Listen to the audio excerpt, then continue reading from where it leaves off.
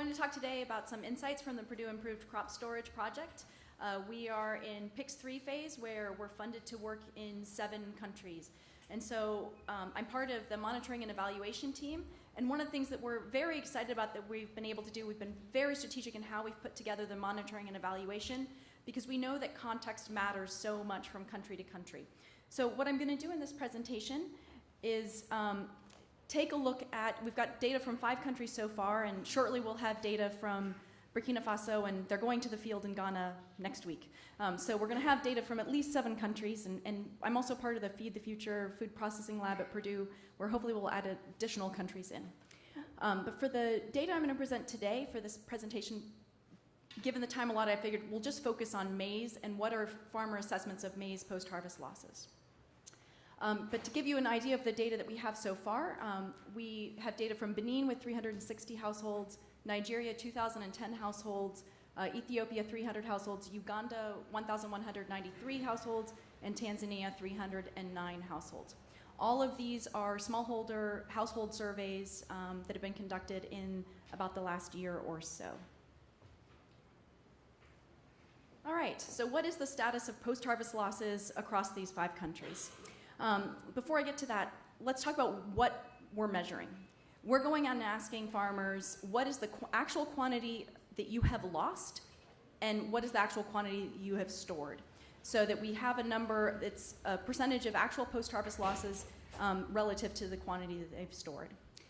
When we think about post-harvest losses, we know that realized post-harvest losses are going to be the combination of a lot of factors. On the environmental side, what are the pest pressures and insect complexes in different regions? We know that Tanzania is a hotbed of the larger grain borer with intense pressure from larger grain borer, so we'd expect to see much bigger insect losses in Tanzania. We also know that climatic factors are going to affect it. Things like, is there rain at harvest? When rain is at harvest, it creates all the additional challenges in terms of drying and problems with aflatoxin and all the rest. Then we also know that farmer behavior is going to affect post-harvest losses. If a farmer wants to avoid all post-harvest losses, they have a very easy solution: sell everything at harvest. If you don't store, you won't have losses. But when we think about farmer behavior, we know that farmer behavior will interact with post-harvest losses with the storage technology that they choose. The amount of time that they're choosing to store the grain will affect post-harvest losses. With insects, because insects grow exponentially, post-harvest losses increase through time, and so you don't really see really large losses until farmers are undertaking longer-term storage. And then lastly, this savings and liquidity. What we've been finding is that one of the biggest factors explaining farmers' ability to store and whether or not they'll experience losses and their access to technology is how much savings and liquidity does the household have? What can they afford to do in terms of post-harvest management? What we know at the end of the day is farmer after farmer will tell us, our goal is to feed our families, not to feed insects. So farmers are taking action to reduce post-harvest losses, and that gets built into these numbers that we see. So I've ordered the countries from West Africa to East Africa, and if you take a look at post-harvest losses, it's gone into the European format here with a comma instead of a decimal point. But in Benin, we see 6.2% actual average post-harvest losses for maize. Nigeria 4.7%, Ethiopia 4.7%, Uganda 3.7%, and Tanzania 6.9%. I'm going to talk a little bit more in particular comparing Uganda and Tanzania. Uganda is the lowest level here reported at 3.7%. Tanzania is the highest level at 6.9%. So before we get to farmer behavior, let's take a look at what farmers report is the major source of loss. So when we asked farmers for the loss that they've experienced, what was the major cause of that loss? What you see there, the number one cause across these 5 countries in Africa is insects, that big purple bar. Insects are reported as the major source of post-harvest losses. This is great news for a project like PICS, where we do hermetic storage, which is designed to kill insects. And for all those other post-harvest interventions in the grain space, insects are a major issue. So we can see that across all the countries, that orange bar, the rodents, is the second largest source of post-harvest losses. I want to make a point, you don't see any rodents in Benin, but you see a large other category, which is the green bar. So in terms of Benin, that other category is actually comprised of 2 things: rodents and then ants. So actually, in Uganda, in the other category, termites were the #1 response in terms of the other source of post-harvest loss. So Ethiopia is a little bit notable in that the insects are relatively small in terms of, or they're about 50% of the farmers are saying that's the major source of post-harvest loss, and rodents being much larger. So I think a lot of that we'll see on the next slide is explained by what intervention decisions farmers in Ethiopia have taken. Okay, so now in terms of farmer behavior, we're just going to look at two different questions. One was, do you apply a storage protectant to your maize? You can see that in West Africa, in Benin and Nigeria, about a third of the farmers are using a storage protectant that they're applying to their maize. You go to Ethiopia, and it's astounding. 77% of the farmers we talk to in Ethiopia are applying a storage protectant to their maize. I think this is a very clear explanation for why they don't report as many problems from insects and why rodents are a bigger issue. With this level of intervention to control insects, you're seeing a very big, they're managing their insects through insecticides. We go to Uganda. Uganda's interesting, right? Lowest post-harvest loss is only 3.7%. Only 12% of the farmers in Uganda apply storage protectants to maize. Very, very low rate of chemical use. And then we go to Tanzania. Half the farmers there apply storage chemicals to their maize. They also have the biggest problems from insects and the highest losses. So what's going on with Uganda, right? So Uganda, lowest rate of storage chemical protectants applied, lowest post-harvest losses. How did they achieve that? And this is where we go to the other piece of farmer behavior. We've asked them, in all of our surveys we found we need to ask not just how much they're storing, but what's the purpose of storage. So we want to know, are they storing for home consumption? Are they storing for market sale? Are they storing for seed? Those are the three primary motivations. And so we ask them how long they store on average for the purpose of consumption, which is the orange bar, and how long for market sale, which is the blue bar. What you can see in Uganda is on average, farmers are only storing about 8 weeks for market sale. So the way in which they're achieving low post-harvest losses is to not store very long. I think from an overall perspective, we all care about reducing post-harvest losses, but we really care more about increasing farmers' incomes and increasing their food security. And when they're trying to reduce post-harvest losses by selling early, that's a suboptimal decision in terms of they're not able to capture the higher prices that will occur later in the season through longer storage. By contrast to Uganda, both Ethiopia and Tanzania have much longer term storage. We see that for home consumption, they're storing on average about 35 weeks, and then for market sale about 24 weeks. So much longer term storage. Okay, so another slide, we also have got baselined what is their current level of storage technology use. This is very important. The PIX3 project, all of our metrics and benchmarks and goals with respect to the Gates Foundation is we have promised to increase hermetic storage by 20 percentage points. So from whatever the baseline is when we establish the baseline. So what you can see is there's, the first big point is the blue bar that you see there, the most commonly used storage technology across the 5 countries is the regular woven bag. As we all know, and what you'll see here the next couple days is there are many, many different bag intervention strategies. The great news for all of these bag intervention strategies is because the current dominant technology is a woven bag, all the different interventions with storage technologies in bags, we're going in and asking them, we'd like you to use a different bag. All of them are culturally acceptable because this is the current standard of practice. So hermetic storage. You see in Benin, there's no hermetic storage that we found. In East Africa, we found that hermetic storage is, and this is from bag technology, silos, all the rest, is at less than 1%.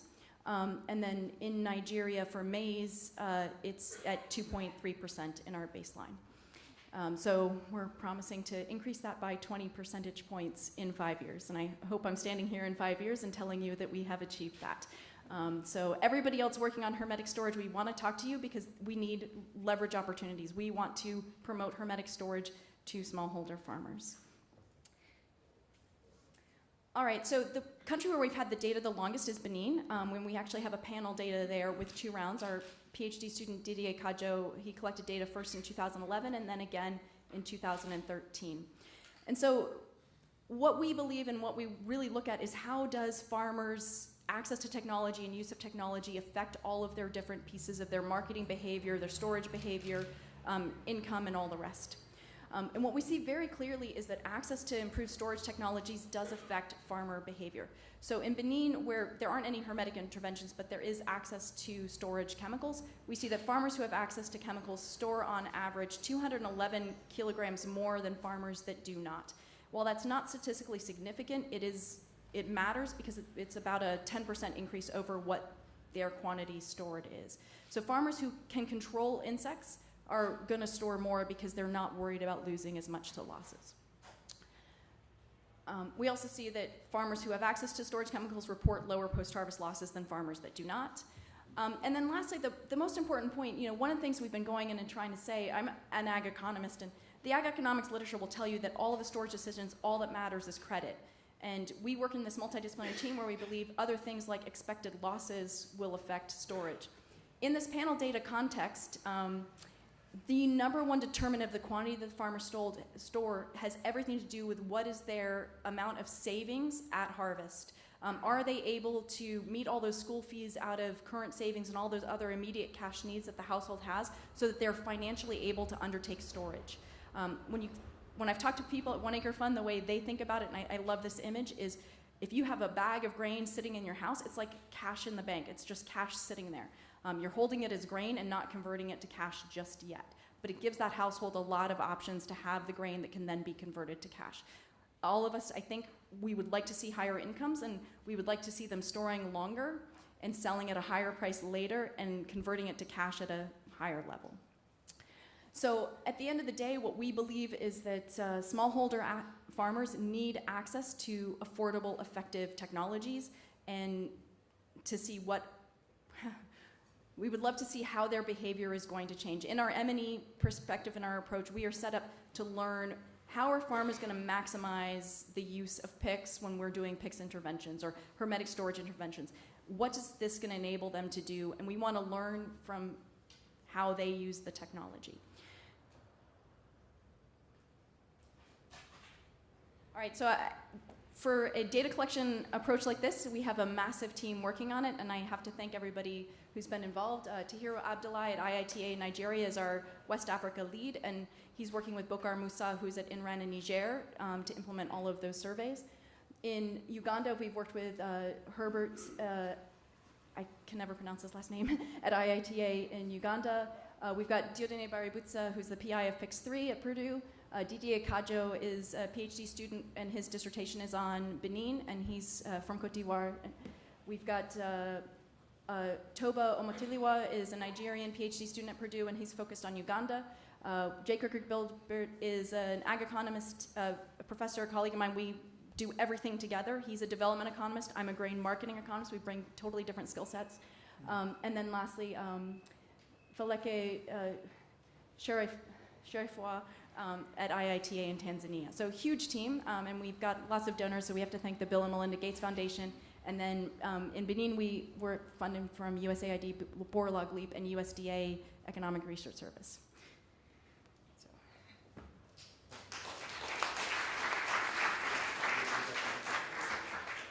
We have to appreciate that you also staying within your timeline. So we have a couple of questions, Dr. Burr. Did you ever question any of the values given to you by the farmers? It seems you accepted them as always the truth. So, okay, anytime you do a survey, you know you're in the world of measurement error and you're getting the best guess. What we know is that farmers are going to make decisions about adoption and marketing based on their knowledge and their perceptions. So we ask them both actual post-harvest losses, how much did you actually lose, and how much do you expect to lose? Because we see that how much they expect to lose actually does drive adoption decisions and decisions of what technologies to use. So yes, we know that there's measurement error in recall surveys, and it's the nature of survey data. We have not ground truthed that with going in and actually physically doing measurements. If anybody wants to give us an extra $1 million to do that, we'd love to do that. But I mean, I'm joking a little bit, but it's incredibly expensive. to do the best work. Okay. Thank you, Corinne. Oh, one more question? One more, or- okay, quick now.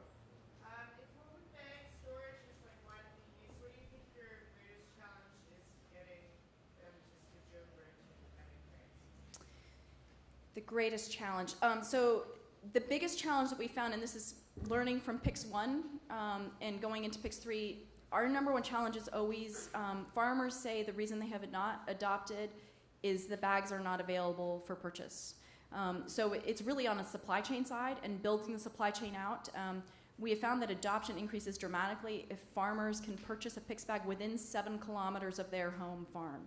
So what that means is that we need to make these storage options. We need to have a marketing strategy kind of like airtime. We need to, or in the U.S. we would say something like McDonald's or Coca-Cola, and actually Coca-Cola would go for sub-Saharan Africa, but airtime. We need to have the bags available for sale everywhere where farmers can easily access it. Because when you think about that cost of purchase, it's not just the cash they're paying, it's how far do they have to travel to access the bags. And so we need to reduce that time cost and that travel cost so that it is actually accessible.